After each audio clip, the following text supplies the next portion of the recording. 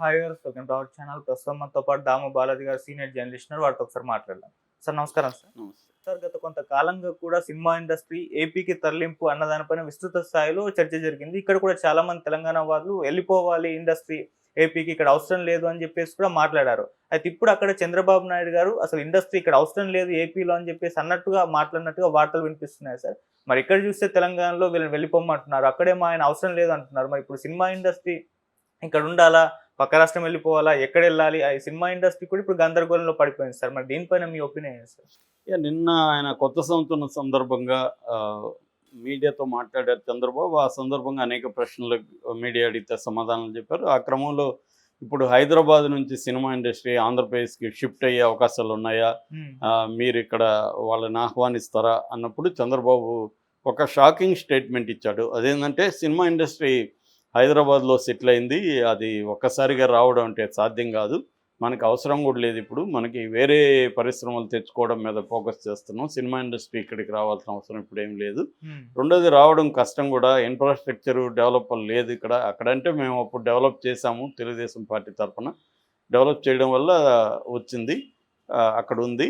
So ఇప్పుడు develop కాకుండా వాళ్ళని పిలవలేము, వాళ్ళకి మనం ఏం ప్రొవైడ్ చేయలేము. అమరావతి కానీ డెవలప్ చేస్తే వాళ్ళంతటి వాళ్ళే వస్తారు అనేది ఆయన ఇచ్చిన స్టేట్మెంట్. ఇందులో రకరకాల విమర్శలు వస్తున్నాయి. ఎందుకంటే హైదరాబాద్లో సినిమా ఇండస్ట్రీ రావడానికి ప్రధాన కారణం కాంగ్రెస్ పార్టీ, తెలుగుదేశం కాదు. ఎందుకంటే చెన్నారెడ్డి పీరియడ్లో రమ్మంటే ఫస్ట్ అక్కినేని నాగేశ్వరరావు ఫ్యామిలీ ఇక్కడికి వచ్చారు. చెన్నారెడ్డి పీరియడ్లో ఆయన ప్రొవైడ్ చేస్తాము అని చెప్పి ఆయన పీరియడ్లోనే ల్యాండ్స్ ఇవన్నీ ప్రొవైడ్ చేసి వాళ్ళకి వసతులు అవన్నీ ఇచ్చారు. అప్పట్లో ఇక్కడేమి ఇప్పుడు అనుకుంటున్నారు, ఇప్పుడు వాల్యూ పెరిగిపోయింది కాబట్టి, అప్పుడు ఇక్కడంతా రాళ్ళు రొప్పలే ఉన్నాయి వాళ్ళు తీసుకున్నప్పుడు. దాన్ని వాళ్ళు కష్టాలు పడి ఇన్వెస్ట్మెంట్ చేసి దాన్ని డెవలప్ చేసుకుని చేసినాక ఇప్పుడు వాల్యూ పెరిగింది కాబట్టి మనందరికీ వీళ్ళకి ఎకరాలు ఇక్కడ జూబ్లీస్ ఇచ్చేసారా అనే ఫీలింగ్ ఇప్పుడు ఉంది. కానీ అప్పట్లో అది లేదు. అది అలాగా మొత్తానికి వచ్చారు. సరే, ఆయన చెప్పినట్టుగా ఆయన హైదరాబాద్ ఇన్ఫ్రాస్ట్రక్చర్ని డెవలప్ చేయడంలో ఖచ్చితంగా చంద్రబాబు పాత్ర ఉంది. అంతకుముందు కాంగ్రెస్ ఉంది, అనేక తర్వాత కాలంలో రాజశేఖర రెడ్డి డెవలప్ చేశాడు, తర్వాత బీఆర్ఎస్ వచ్చినాక 10 ఏళ్లలో ఎంతో డెవలప్ జరిగింది హైదరాబాద్ ఇన్ఫ్రాస్ట్రక్చర్. కాకపోతే ఆ టైంలో చంద్రబాబు చాలా డైనమిక్గా పనిచేయడం, కానీ ప్రోయాక్టివ్గా ఆయన పనిచేయడం. ఎందుకంటే మన్మోహన్ సింగ్, పివి నరసింహారావు సంస్కరణల్ని ప్రోయాక్టివ్గా అమలు చేసే చీఫ్ మినిస్టర్ లేకపోతే కూడా స్టేట్స్లో జరిగేది కాదు. అప్పట్లో ఇక్కడ చంద్రబాబు కానీ, ఆ టైంలో కర్ణాటకలో ఉన్న ఎస్ఎం కృష్ణ ఇలాంటి వాళ్ళు బాగా ప్రోయాక్టివ్గా చేయబట్టే మనకి బెంగళూరు కూడా బ్రహ్మాండంగా అభివృద్ధి కావడానికి అక్కడ ఎస్ఎం కృష్ణ కాంగ్రెస్ ముఖ్యమంత్రి. నేను ఆ టైంలో అక్కడే ఉన్నా, బెంగళూరులో ఉన్నాను. నేను 97 నుంచి 2000 వరకు నేను బెంగళూరులో ఉన్నా. సో అప్పుడు అక్కడ చూసేవాడిని, చాలా అభివృద్ధి అనేది అక్కడ కూడా జరిగింది. అదే టైంలో చంద్రబాబు కూడా ఇక్కడ మంచి చేశారు.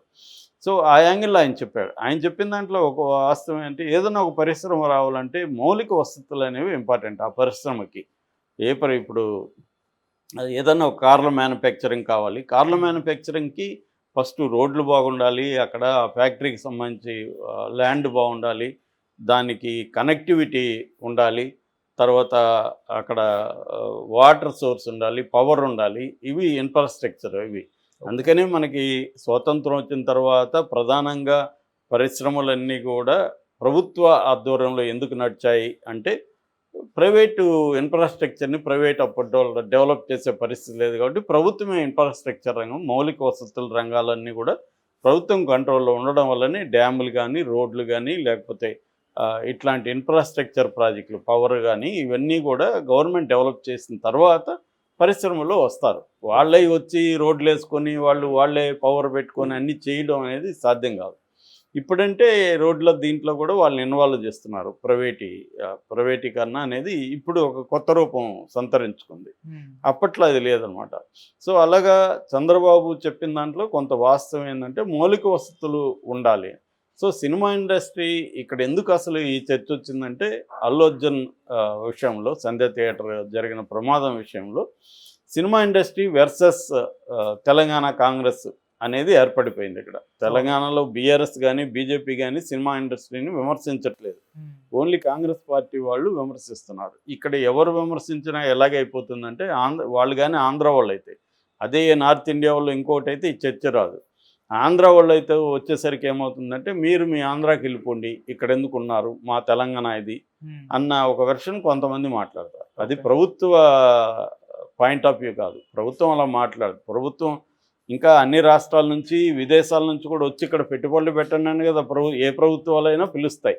కాకపోతే ఉద్యమ కాలంలో ఆంధ్రులకు వ్యతిరేకంగా రావడానికి దానికి ఒక చరిత్ర ఉంది. ఎందుకంటే ఆంధ్ర పెట్టుబడిదారులు కావచ్చు, ఆంధ్ర పెత్తందారులు కావచ్చు, తెలంగాణ సంస్కృతిని అవహేళన చేయడం, తెలంగాణ రిసోర్సెస్ని ఎక్స్‌ప్లాయిట్ చేయడం, ఇట్లాంటివి జరిగాయి, అనేకం జరిగాయి. నీళ్లు, నిధులు, నియామకాలు ఇలాంటి వాటిలో అన్యాయం జరిగింది కాబట్టి తెలంగాణ ఉద్యమం వచ్చింది.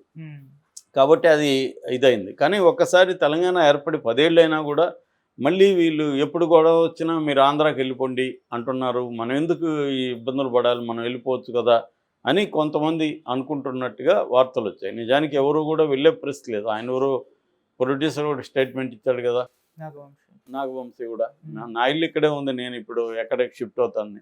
అలాగే ఇక్కడ ఏంటంటే ప్రముఖులకి అందరికీ సినిమా వాళ్ళకి స్టూడియోలు ఉన్నాయి, ఇండ్లు ఉన్నాయి, ఆస్తులు ఉన్నాయి హైదరాబాద్లో. వీటిని ఇప్పటికిప్పుడు అమ్ముకోను ఇంకొకటి చేసుకొని వాళ్ళు వెళ్ళలేరు. అక్కడ పోయి ఎక్కడ ఉండాలి, అక్కడ దీంట్లో సగం 50% సిటీ కూడా లేదు కదా, అక్కడ 20% సిటీ కూడా లేదు. అక్కడ పెద్ద సిటీ అంటే వైజాగ్, 15 lakh పాపులేషన్ ఉంది వైజాగ్లో. సో పెద్ద సిటీలు లేవు, అక్కడ స్టూడియోలు పెద్ద స్టూడియోలు లేవు. ఇక్కడ రామోజీ ఫిల్మ్ సిటీ ఉంది, నానక్రామ్ కూడా రామనాయుడుది ఉంది. ఇక్కడ అన్ని రకాల స్టూడియోలు ఉన్నాయి. అంటే షూటింగ్కి అనుకూలమైన స్టూడియోస్ ఉంటాయి, తర్వాత పోస్ట్ ప్రొడక్షన్ అవన్నీ ఇక్కడే ఉన్నాయి. ఇవన్నీ లేకుండా సినిమా ఇండస్ట్రీ ఎట్లా షిఫ్ట్ అవుతుంది అక్కడికి? కాకపోతే ఏంటంటే అక్కడ లొకేషన్స్ ఉంటే లొకేషన్స్ ఎక్కడున్నా తీస్తారు. ఇప్పుడు రాజమౌళి సినిమా మహేష్ బాబుది అమెజాన్ అడవుల్లో తీస్తున్నారు. కాబట్టి లొకేషన్స్ ఎక్కడ ఉంటే అక్కడికి వెళ్తారు, అది ఓకే. కానీ సినిమా ఇండస్ట్రీ వెళ్ళడం అంటే ఏంటి? బేసిక్గా షూటింగ్స్, అంటే ప్రొడక్షను, ప్రీ ప్రొడక్షన్ ఎక్కడైనా చేసుకోవచ్చు, ప్రొడక్షను తర్వాత పోస్ట్ ప్రొడక్షన్, ఈ 2 ప్రధానమైన అంశాలు. ఈ 2 చేయాలంటే ఇన్ఫ్రాస్ట్రక్చర్ ఉండాలి. రెండోది హ్యూమన్ రిసోర్స్. ఇక్కడ టెక్నీషియన్స్ దగ్గర నుంచి జూనియర్ ఆర్టిస్ట్ దగ్గర నుంచి అందరూ ఎస్టాబ్లిష్ అయిపోయినారు. వీళ్ళందరూ ఇప్పుడు అక్కడికి వెళ్ళడం కష్టం. అక్కడ తయారు చేసుకోవాలంటే అక్కడ ఎడిటర్లు, కెమెరామెన్ వీళ్ళందరూ తయారవ్వాలంటే అక్కడ టైం పడుతుంది కదా. కాబట్టి ఇబ్బందిగా ఇప్పుడు నేషనల్ లెవెల్లో కూడా హిందీ ఫిల్మ్ ఇండస్ట్రీ, హిందీ మాట్లాడే వాళ్ళు చాలా రాష్ట్రాల్లో ఉన్నప్పటికీ ముంబైలోనే ఎందుకు హిందీ ఫిల్మ్ ఇండస్ట్రీ ఉంది, మిగతా రాష్ట్రాలకు ఎందుకు వెళ్ళలేదు అంటే అది కూడా అక్కడ కూడా ఆన్సర్ అంతే. తమిళనాడు అయినా అంతే. తమిళనాడులో చెన్నైలోనే ఉంది కదా, మిగతా మదురై, కోయంబత్తూరులో ఎందుకు ఇండస్ట్రీ లేదు? సో ఎక్కడైనా కూడా ఒక సిటీలో ఇన్ఫ్రాస్ట్రక్చర్ అంతా డెవలప్ అయి ఉంటుంది, దానికి సంబంధించిన మొత్తం సిస్టమ్, ఎకో సిస్టమ్ అంతా ఒక దగ్గర ఉంటుంది కాబట్టి అక్కడే ఇదవుతుంది అన్నమాట. దీన్ని డీసెంట్రలైజ్ చేయకూడదని ఏం కాదు, కానీ అది టైం పడుతుంది. డీసెంట్రలైజ్ చేయాలి కూడా. ఎందుకంటే ఇవాళ టెక్నాలజీ వచ్చినాక ఒక దగ్గరే ఉండి సినిమాలు తీయాల్సిన అవసరం లేదు, ఎక్కడైనా ఉండి సినిమాలు తీయచ్చు.